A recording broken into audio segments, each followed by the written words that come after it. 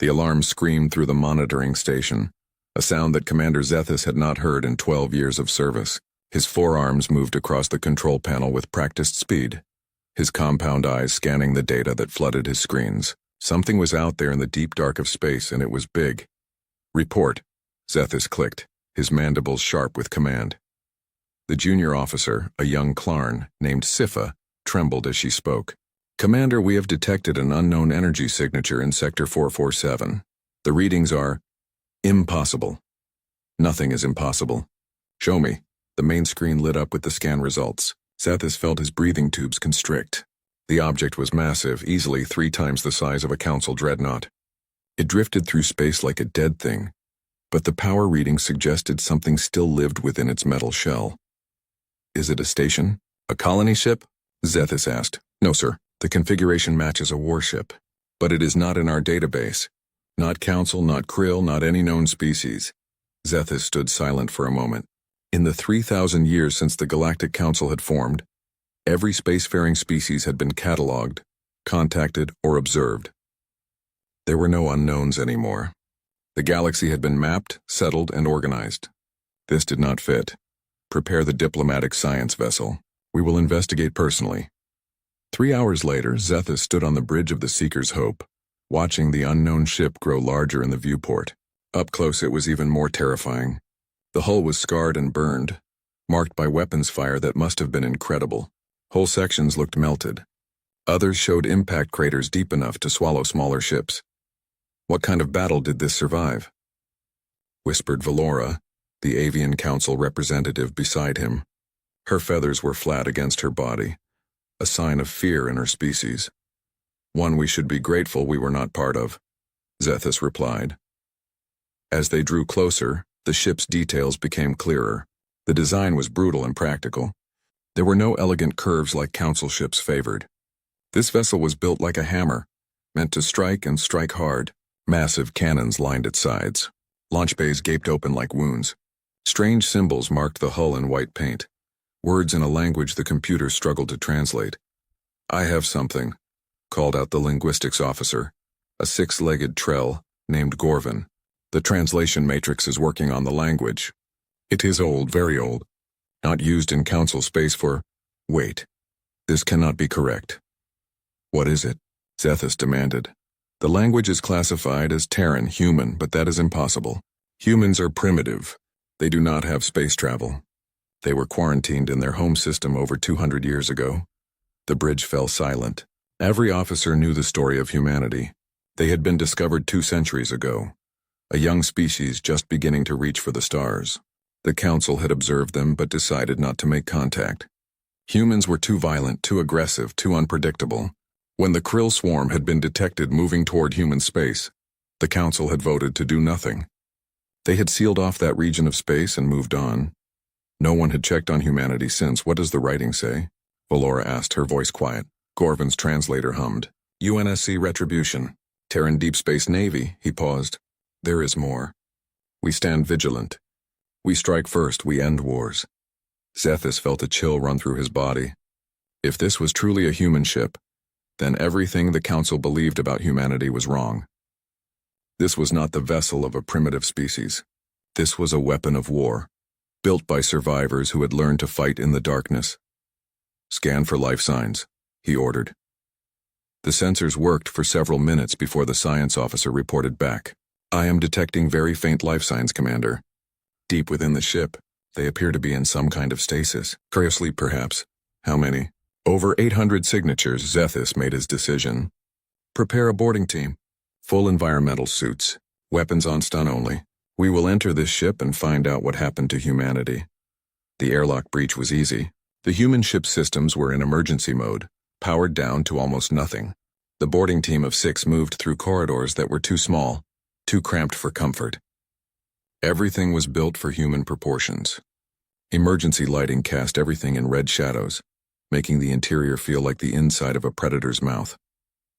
Warning signs covered every wall. Gorvin translated as they walked. "Danger. High radiation.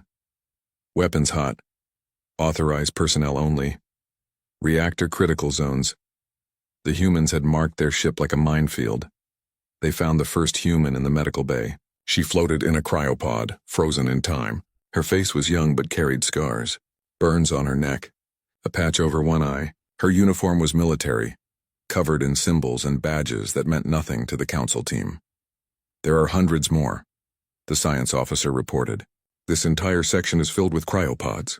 Zethus studied the sleeping human. She looked so ordinary, small, fragile, soft-skinned, not the appearance of a warrior race. But appearances, he was learning, meant nothing. We should wake one of them, Valora suggested. We need answers, agreed. Find someone with command insignia. They located a pod deeper in the ship. The nameplate read Captain Sarah Chen, UNSC Navy, serial number 447-882-019. Her uniform carried more symbols than the others. This was a leader. The science officer studied the pod controls. The interface is simple, primitive but effective. I can initiate the wake sequence. Do it. The pod hummed to life. Liquid drained away. The human inside began to move, her body jerking as systems came online. Her eyes snapped open and immediately she began to fight, her hands moving to her waist for weapons that were not there. Stand down, Zethus commanded, his translator broadcasting in the human language. We mean no harm. We are from the Galactic Council. The human stopped moving. Her one good eye focused on Zethus, taking in his insectoid form, his forearms, his compound eyes. She did not scream. She did not panic. Instead, she spoke in a voice rough from years of sleep. Galactic Council? How long have I been out? We were hoping you could tell us, Valora said gently. Your ship was found drifting in neutral space. We do not know how it got here. Captain Chen looked around the medical bay, seeing her crew in their pods. Her face hardened. Computer, what is the date? A mechanical voice responded from speakers. Galactic Standard Year 2847. You have been in cryo-sleep for 43 years, 6 months, and 12 days. Chen closed her eye for a moment. When she opened it again, something dangerous lived there. Then we survived. The mission was a success. What mission? Zethus asked. Captain Chen looked at him, and Zethus saw something in her expression that made him want to step back. It was the look of someone who had seen hell and walked through it. The mission to kill the Krill Hive Queen and stop the invasion of Sol System. She said simply, we destroyed their fleet.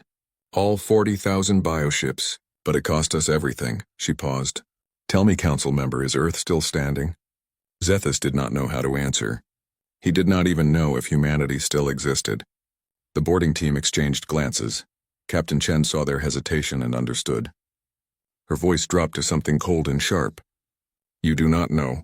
You abandoned us. It was not a question. The council quarantined us and left us to die. We had no choice, Valora began. The Krill. We fought them, Chen interrupted. For 200 years we fought them alone. And we won. She pulled herself out of the pod, standing on shaky legs. Now I am going to ask you again, and you are going to give me answers.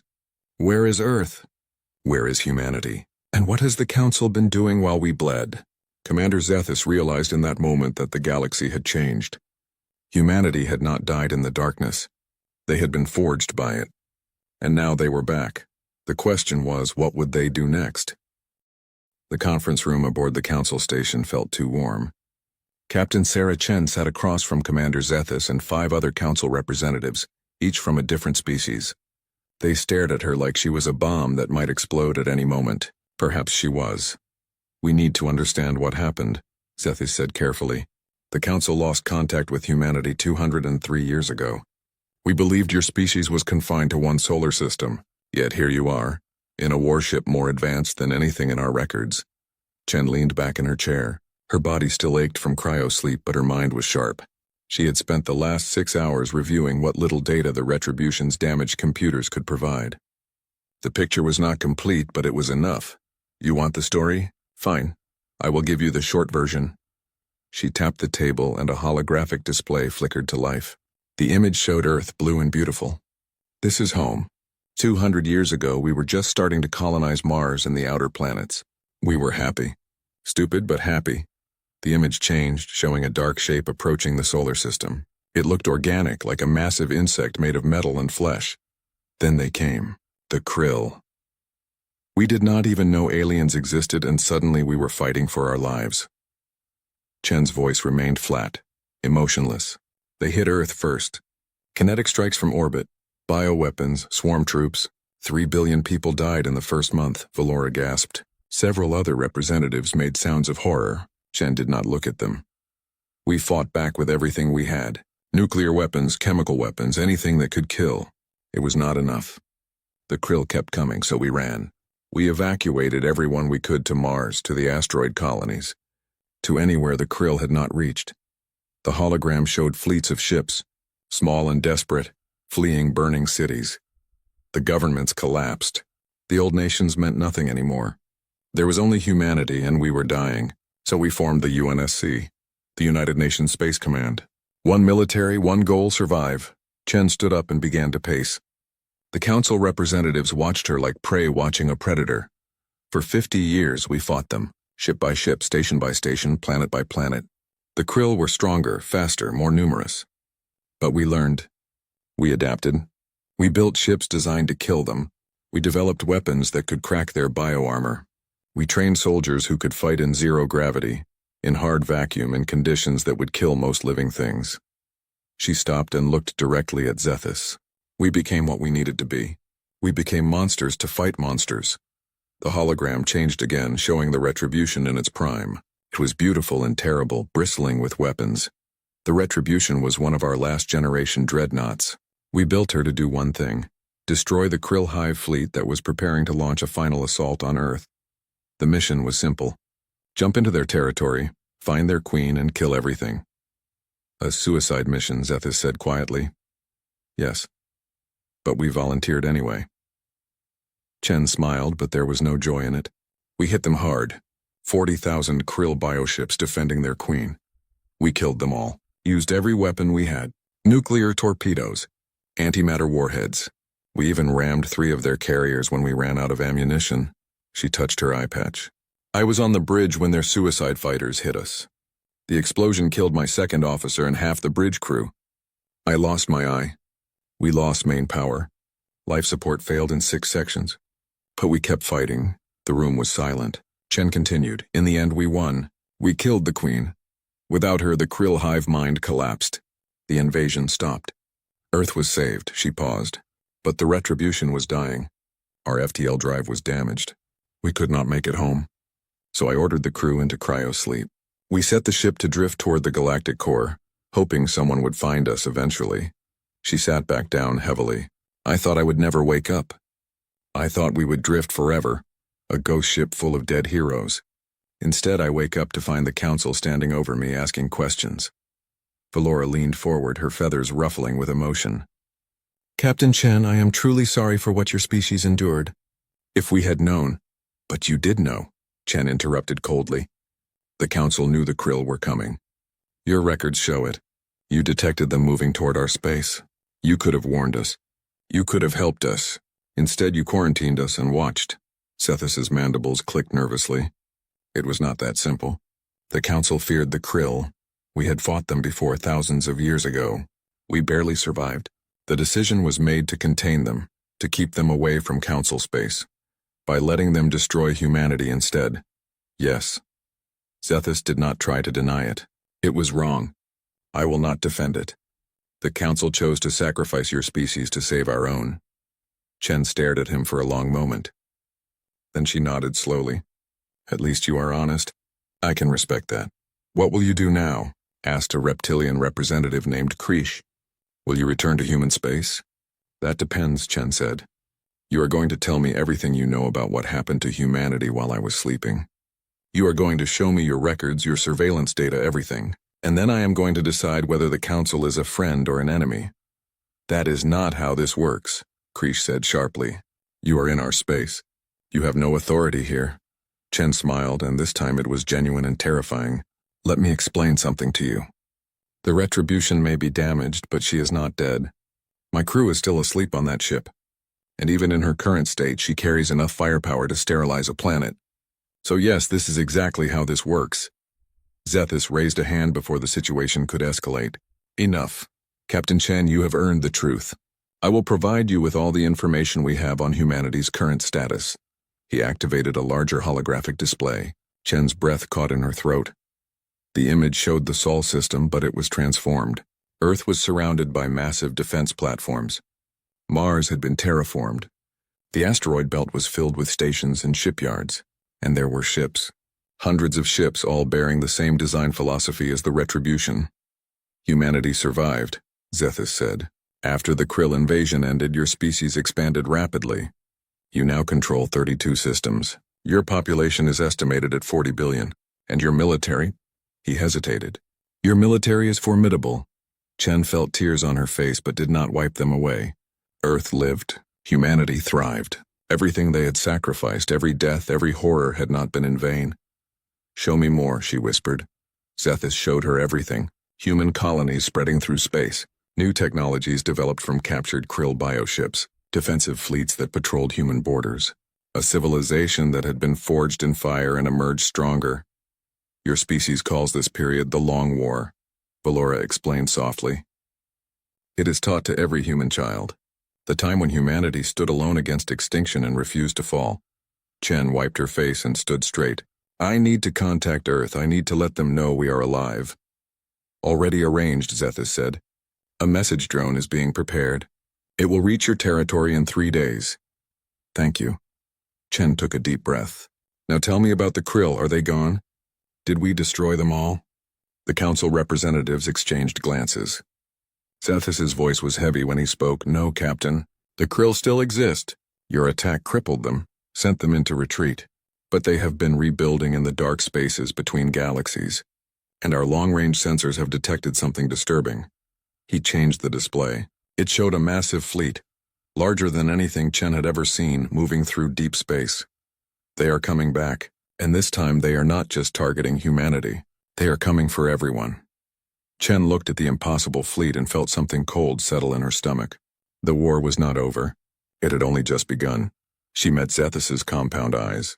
Then I suggest the Council and humanity start talking. Because if we are going to survive what is coming, we are going to need each other. Agreed, Zethus said. The question is, will humanity help the Council that abandoned them? Chen thought about her crew, sleeping peacefully in their pods. She thought about Earth, thriving and strong. She thought about the billions who had died so that humanity could survive. That, she said quietly, is not my decision to make alone. The Galactic Council chamber was built to inspire awe. Its dome stretched 300 meters high, decorated with crystals that represented every member species. Thousands of representatives filled the curved seating areas, creating a symphony of different voices, languages, and sounds. Today, that symphony was chaos. Commander Zethus stood at the central podium trying to maintain order. It was not working. This is madness, shouted a Greenland representative, their blue skin flushed with anger. We cannot trust the humans. They are violent, unpredictable, dangerous. They are our only hope, countered Valora from her perch. The Krill are coming. We need the humans' help. We need to destroy that ship before they bring war to our space. Captain Chen sat in a special viewing area, watching the chaos unfold. Beside her sat her chief engineer, Lieutenant Marcus Webb, whom she had awakened 2 days ago. He was a tall man with dark skin and clever eyes. Right now, those eyes were studying the council chamber's computer systems with great interest.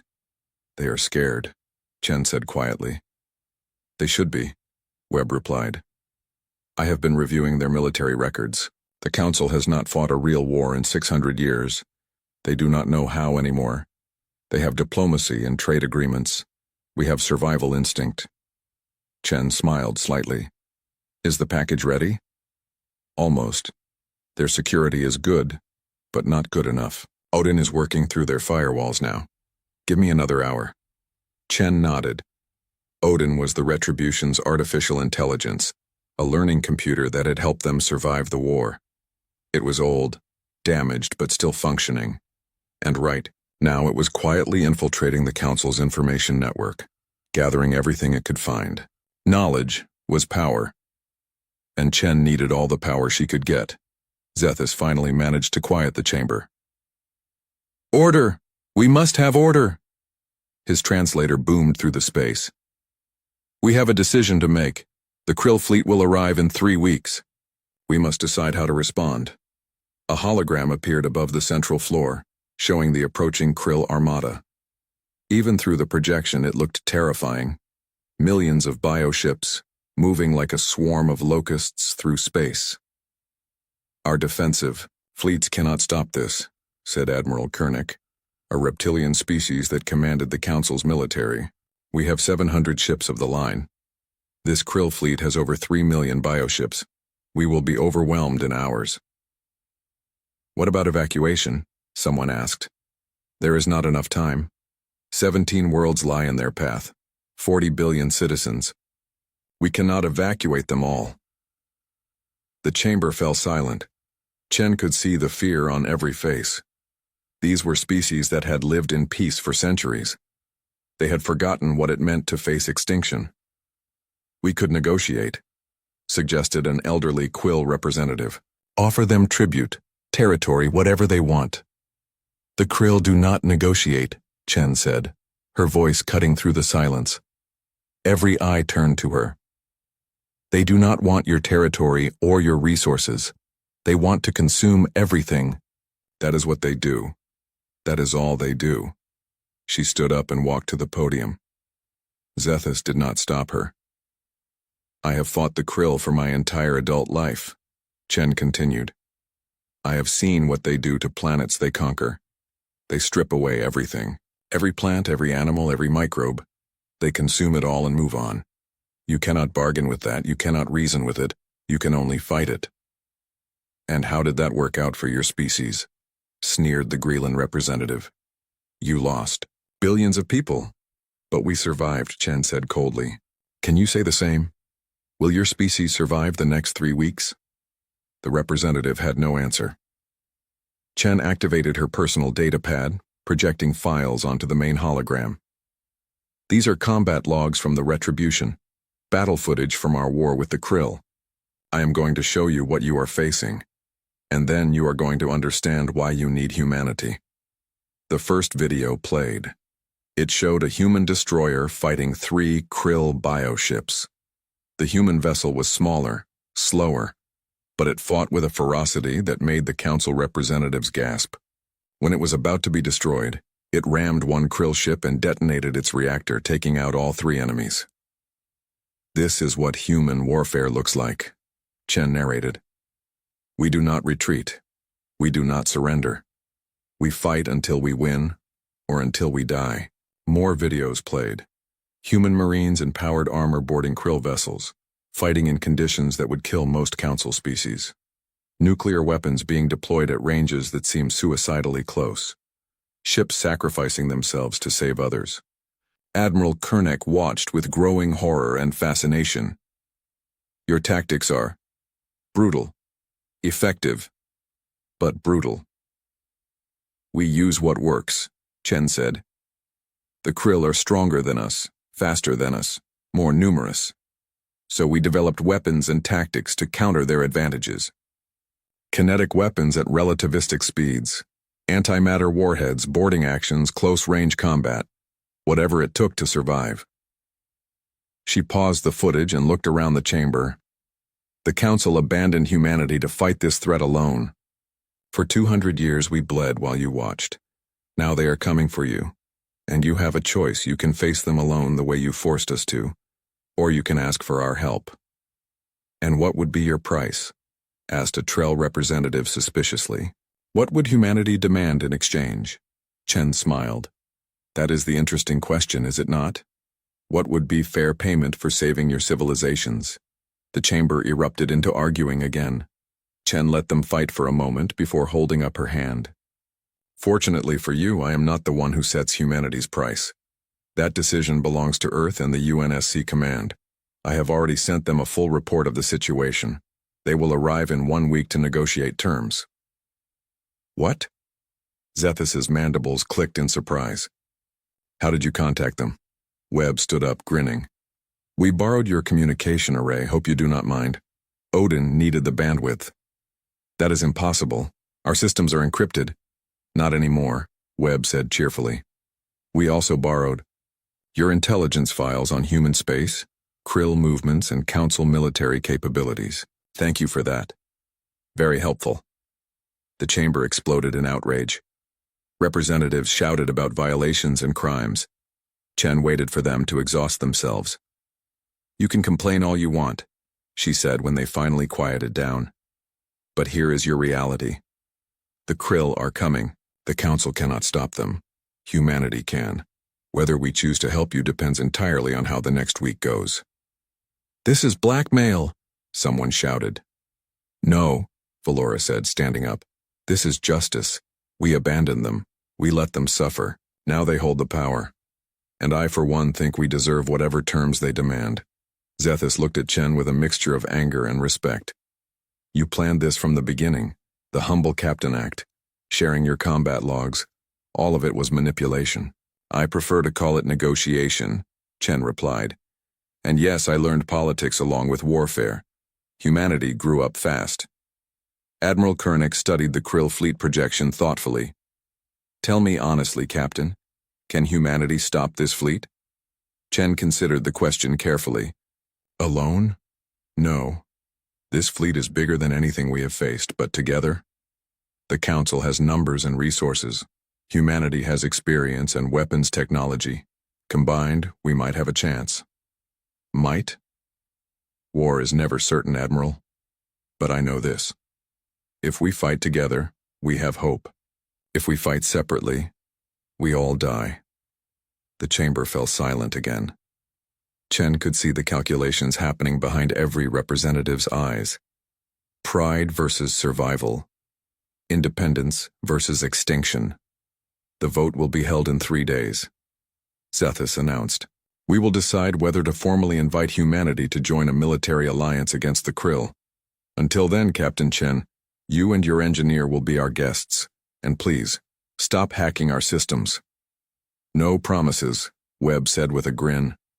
As they left the chamber, Chen felt Webb lean close. Odin finished the scan. "You are not going to believe what he found." "What?" "The Council has been monitoring human space for the last century. Every colony, every shipyard, every military installation. They have detailed records of everything." "I know. We saw some of that." "No, you do not understand. They were not just watching. They were preparing. The Council military has been developing weapons specifically designed to fight humans, just in case." Chen stopped walking. "They were planning to attack us?" "Not attack. Contain. They were scared of what humanity was becoming. They wanted to be ready in case we became a threat." Chen looked back at the Council chamber. Behind those walls sat representatives from 100 species, all claiming to value peace and cooperation, but they had been ready to destroy humanity if necessary. "They fear us," she said quietly. "They should," Webb replied. "We survived what killed billions. We turned ourselves into weapons, and now they need those weapons to survive." Chen thought about Earth, thriving in the darkness. She thought about the 32 human colonies spreading through space. She thought about the UNSC fleet that would arrive in 1 week, carrying admirals and politicians who would decide humanity's future. "The galaxy is about to change," she said. "The old rules do not apply anymore." "Good," Webb said. "I never liked those rules anyway." 3 sectors away, the Krill fleet continued its approach. They did not know about humanity. They did not know about the Long War or the species that had been forged in fire. They were about to learn, and the lesson would be written in blood and steel across the stars. The Krill fleet arrived 3 days early. Captain Chen was in the medical bay of the Retribution, supervising the awakening of her crew. When the alarm sounded, she ran to the bridge, her boots echoing through corridors that were finally coming alive again. Behind her, hundreds of crew members were emerging from cryosleep, groggy but ready. Commander Zethus was already on the communication channel when she arrived. His voice carried a tremor she had never heard before. "Captain Chen, they are here. The Krill. They jumped into Council space ahead of schedule. They are heading for Valora's homeworld. 2 billion citizens. We need to evacuate." "There is no time for evacuation," Chen interrupted. "How long until they reach the planet?" 6 hours. Maybe less. What is the Council's defensive position? A pause. "We have 43 ships in the system. Admiral Koenig is in command. He says they will hold as long as possible to buy time for evacuation ships." Chen pulled up the tactical display. 43 council ships against a Krill vanguard fleet. She counted the enemy vessels. Over 5,000 bioships and more jumping in every minute. It was a massacre waiting to happen. Zethus, I need you to authorize the Retribution's repair. Full access to your station's resources. And I need it now. Captain, the council has not voted yet. We have no alliance. I cannot authorize. Those are 2 billion lives, Commander. Valora's people. Your friend's people. Are you going to let them die because of politics? Another pause, longer this time. Then Zethus spoke, his voice firm. Authorization granted. What do you need? Everything. 2 hours later, the Retribution was alive in a way she had not been in decades. The council station's repair drones swarmed over her hull, patching holes, replacing damaged armor plates, welding structural supports. Power cores were restarted. Weapon systems came online one by one. It was not enough time for a full repair, but it would have to do. In the crew quarters, 842 humans were suiting up for war. They moved with practiced efficiency, checking weapons, securing armor, running through pre-battle rituals they had performed countless times before. These were veterans of the Long War, soldiers who had fought in the darkest days of humanity's survival. They had been asleep for 40 years, but their training was eternal. Lieutenant Webb stood in the engine room, coaxing life back into systems that should have been dead. Come on, beautiful, he muttered to the main reactor. One more fight. That is all I am asking. The reactor hummed, flickered, then roared to full power. Webb grinned. That is my girl. On the bridge, Chen watched her crew take their positions. Her tactical officer, her weapons officer, her helm. Every station filled by someone she trusted with her life. Someone she had fought beside through hell. Status report, she ordered. Main weapons at 60% capacity, called out Weapons Officer Park. MAC guns are online. Nuclear torpedo bays are loaded. Point defense grid is functional. Engines at 75%, Webb reported from engineering. FTL is still damaged. We can do sublight only. But we can move. Communications with the Council fleet established, said Communications Officer Torres. Admiral Kernick is requesting our intentions. Chen opened the channel. Admiral, this is Captain Chen. The Retribution is combat ready. We are coming to assist. The Admiral's reptilian face appeared on screen. His expression was unreadable. Captain, you have 43 crew members awake and a damaged ship. We appreciate the gesture, but you cannot help us. You should evacuate while you can. With respect, Admiral, that is not happening. My crew and I did not survive the Long War just to run from a fight. This is not your fight. The Council has no alliance with humanity. You have no obligation. The Krill are everyone's fight, Chen interrupted. We learned that 200 years ago. Today you learn it too. She cut the channel and looked at her crew. They stared back at her with fierce loyalty. These people had followed her into the heart of a Krill hive fleet once before. They would do it again. Helm, plot a course to Valora's homeworld. Maximum speed, aye, Captain. Course plotted. Weapons, I want everything ready. Nuclear torpedoes armed. MAC guns charged. If it can shoot, I want it ready to shoot. Already done. Ma'am?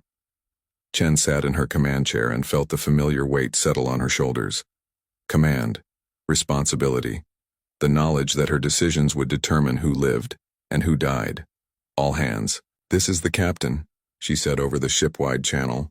I will not lie to you. We are heading into a fight we might not survive. The Krill have numbers.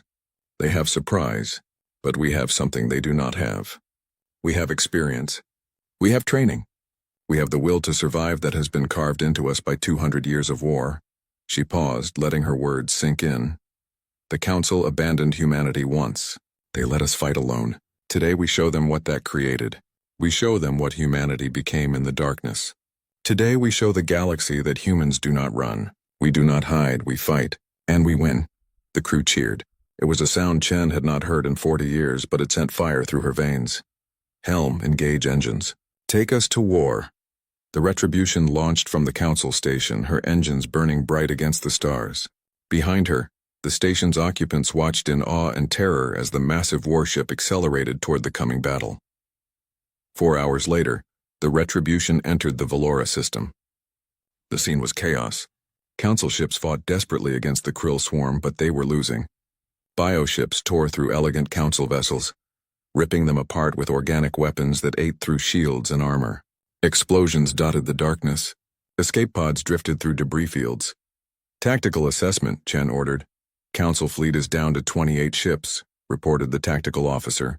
Krill forces number approximately 4,800.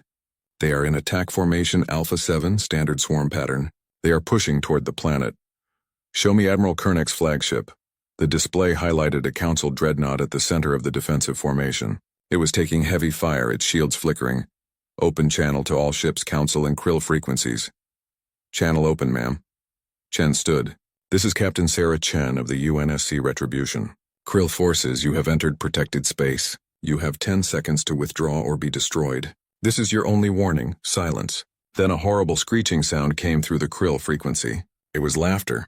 So be it, Chen said. All weapons fire at will. Show them what humans learned in the dark. The Retribution opened fire and the galaxy saw human warfare for the first time. The Mac guns fired first.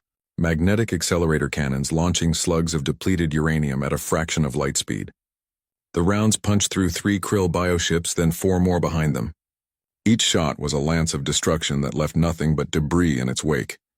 Nuclear torpedoes followed, dozens of them, arcing toward the thickest concentrations of Krill ships. They detonated in sequence, each explosion a miniature sun that vaporized everything within a kilometer. The point defense grid activated, thousands of small railguns that created a wall of metal around the Retribution. Krill fighter organisms that tried to close were shredded before they could reach the hull. Targets eliminated, 247, reported Weapons Officer Park. Acquiring new targets. Keep firing. Do not stop until they are all dead, or we are out of ammunition. The Council fleet watched in stunned silence as the single human ship carved through the Krill swarm. Admiral Kernek's voice came through the comm, filled with disbelief. What are you? We are what you made us, Chen replied. We are survivors. The battle raged for 3 hours. The Retribution took damage, terrible damage. Krill bioweapons scored her hull. Organic missiles struck her sides. 2 of her Mac guns were destroyed. Fire broke out in 3 sections. 17 crew members died when a Krill ramming organism breached the lower decks. But the Retribution did not stop. She could not stop. That was not what humans did. Chen made a decision. Helm, plot ramming course to the Krill command ship. Ma'am? The helmsman sounded shocked. You heard me. We are going to ram them. Weapons, arm all remaining nuclear warheads. Overload the antimatter containment. On my mark, we detonate everything. Captain? Webb's voice came from engineering. If we do that, the explosion will destroy us too. I know. All hands abandon ship. Get to the escape pods. Move. We are not leaving you. Someone shouted. That is an order. Chen roared. Get off the ship. The crew hesitated, but discipline won. They had been trained to follow orders, even ones they hated. They moved toward the escape pod, some crying, some praying, all terrified. Sithis' voice came through the comm. Captain Chen, what are you doing? What humans do best, she replied. Winning. The Retribution accelerated toward the massive Krill command ship at the center of their fleet. Smaller bioships tried to intercept, but the point defense grid cut them down. The command ship grew larger in the viewport, a grotesque thing of chitin and metal. Weapons armed, Park reported. He had refused to leave the bridge. So had Torres and the helmsman. They would die with their captain. It has... Captain Sarah Chen woke up in a medical bay that was not her own. The walls were too white, too clean. The equipment around her was alien technology, humming with sounds she did not recognize. For a moment, panic gripped her. Then memory returned. The battle. The sacrifice. The explosion. She was alive. Welcome back, Captain. Chen turned her head, wincing at the pain. Commander Zethis stood beside her bed, his compound eyes reflecting a dozen different versions of her battered face. How long? She asked, her voice rough. 3 days. Your injuries were severe. Broken ribs, internal bleeding, concussion. You are lucky to be alive. My crew, 791 survivors from the Retribution. 17 dead in the battle. 34 still in critical condition. The rest are recovering. Chen closed her eye, relief washing over her. Most of them made it. Not all, but most. The battle? We won. Your sacrifice broke the Krill Vanguard fleet. They retreated. Valora's homeworld was saved. 2 billion citizens owe you their lives. And the main Krill fleet? Zethis' mandibles clicked nervously. Still coming. The Vanguard was only a scouting force. The main armada is 3 weeks away. Chen tried to sit up, but pain lanced through her body. She fell back, gasping. You need to rest, Zethus said. I need to get up. You need to rest, a new voice said. Chen turned to see a human man standing in the doorway. He wore a crisp UNSC admiral's uniform, his face weathered but strong. Behind him stood a dozen more humans, all military. Admiral Kenji Nakamura, the man said, stepping forward. Commander of the UNSC Third Fleet. It is an honor to meet you, Captain Chen. Your name is legendary in human space. Chen stared at him. Legendary? The mission to destroy the Krill Queen. The sacrifice of the Retribution. It ended the long war. Children learn about you in school. There are monuments built in your name. Nakamura smiled. Waking up to find you are a hero is probably disorienting. I was just doing my job. That is what all the best heroes say. Nakamura pulled up a chair and sat. I am here to negotiate with the Galactic Council. But first I need to understand the situation. Tell me everything. For the next hour, Chen explained. The Council's abandonment of humanity. The quarantine. The discovery. The battle. She told him about the Council's fear.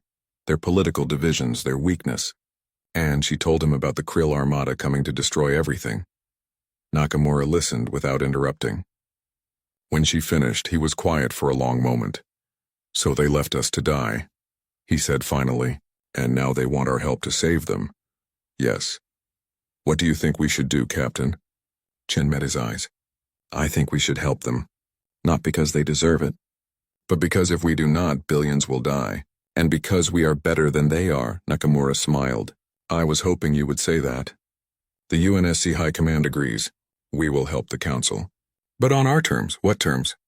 You will see. Right now you need to rest. The negotiations start tomorrow.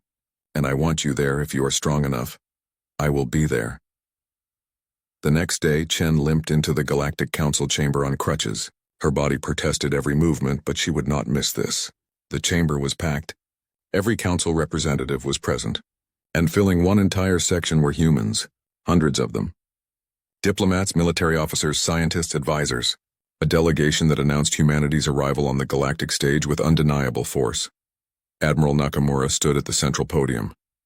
Beside him was the human ambassador, Dr. Elizabeth Torres, a woman with sharp eyes and sharper political instincts. Members of the Galactic Council, Nakamura began, his voice echoing through the chamber. 200 years ago you discovered humanity. You observed us. You judged us. And you decided we were too violent, too dangerous, too primitive to join your civilized society. The chamber was silent. Then the Krill came. You knew they were coming. You could have warned us. You could have helped us. Instead, you quarantined us and left us to die. 3 billion humans died in the first year of the war. Billions more died over the next 2 centuries. We fought alone in the darkness while you watched. Nakamura's voice grew harder. But we survived. We adapted. We evolved. We became what we needed to be to win. And now the Krill are coming for you. Now you need us. The question is, why should we help you? Valora stood, her feathers ruffled with emotion. Because it is the right thing to do. Because billions of innocent lives hang in the balance. Because despite our mistakes, we can be better together. Can we? Nakamura asked. Can the Council truly accept humanity as equals? Not as primitives to be managed, not as weapons to be aimed, but as equals. Zethus stepped forward. I cannot speak for the entire Council, but I can speak for myself. What happened to humanity was wrong. The quarantine was wrong. Abandoning you was wrong, and I am sorry. He paused. If humanity will help us survive this threat, I will dedicate my life to ensuring the Council never makes such a mistake again. Other representatives began to stand. One by one, they echoed Zethus's apology. Not all of them. Some remained seated, their expressions hostile, but enough stood that the message was clear. Change was coming. Ambassador Torres stepped forward. The United Nations Space Command has authorized me to propose an alliance. Humanity will join the fight against the Krill. We will share our military technology, our tactical knowledge, our forces. In exchange, we require the following. A holographic list appeared above the podium. 1. Humanity is granted full membership in the Galactic Council with equal voting rights. 2. All quarantine restrictions on human space are permanently lifted. 3. The Council will provide full technological exchange including FTL technology, medical advancements, and scientific knowledge. 4. Joint command structure for all military operations with human officers integrated at all levels. 5. Formal reparations for the abandonment of humanity during the Long War. The chamber erupted in argument. Some representatives called the terms reasonable. Others called them extortion. "These demands are outrageous," shouted the Greenland representative. "You would use our desperation against us." "Yes," Nakamura said simply. "We learned negotiation from you. You left us to die when it benefited you. Now we set terms that benefit us. Welcome to human diplomacy." Admiral Kernek stood. "I support these terms. I have seen what human forces can do. If they fight beside us, we have a chance. Without them, we die. The choice is simple." The vote was called. It took 3 hours of debate, political maneuvering, and threats. But in the end, the measure passed. 873 votes in favor, 412 against, 89 abstentions. Humanity was formally invited to join the Galactic Council. Ambassador Torres shook hands with Zethus, sealing the agreement. "We are allies now. Let us hope we can trust each other." "Trust is earned," Zethus replied. "Let us earn it together." 6 months later, the combined fleet assembled in neutral space. Captain Sarah Chen, now promoted to Admiral Sarah Chen, stood on the bridge of the UNSC Defiance, humanity's newest and most powerful dreadnought. It was twice the size of the Retribution, carrying weapons that made her old ship look like a toy. Around the Defiance, 200 human warships hung in formation. Dreadnoughts, carriers, destroyers, cruisers, the entire Third Fleet ready for war. And integrated among them were 500 council vessels. Different designs, different species, but united under one banner. Commander Zethus stood beside Chen as her liaison officer. It was a strange partnership, but it worked. He understood council politics. She understood war. Together they made an effective command team. "Long-range sensors have detected the Krill Armada," reported the tactical officer. "They are 2 hours out. Fleet composition: 3 million bioships, 50 hive carriers, 1 Empress-class command vessel." Chen studied the tactical display. It was the largest enemy force she had ever seen. Larger than anything in human history. Larger than the fleet that had invaded Earth. This was the Krill's full military might gathered to crush the Council once and for all. "All ships, battle stations," she ordered. "Execute formation Delta 7.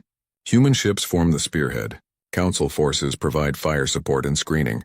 700 warships moved into position with practiced precision. Months of training, of learning to work together, paid off now. The fleet moved as one organism, human aggression balanced by council strategy. "Admiral," Zethus said quietly, "what are our chances?" Chen thought about the Long War, about Earth burning, about friends who had died, about humanity forged in fire. "We are alive," she said. "That means we still have a chance. And sometimes, a chance is all you need." The Krill Armada emerged from hyperspace like a plague. They filled the viewscreen, a seething mass of organic ships and hatred. They had conquered 1,000 worlds. They had destroyed countless civilizations. They were the terror of the galaxy. They did not know humanity. Admiral Chen opened a channel to the entire fleet. "All ships, this is Admiral Chen. I know many of you are afraid. You should be. We are outnumbered. We are facing an enemy that has never been defeated. But I want you to remember something. The Council was afraid of humanity once.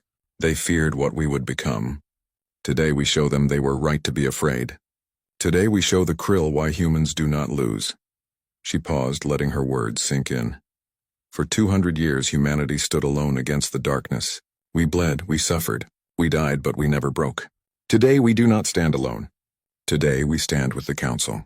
With the Klarn, the Valoran, the Grelin, Alti,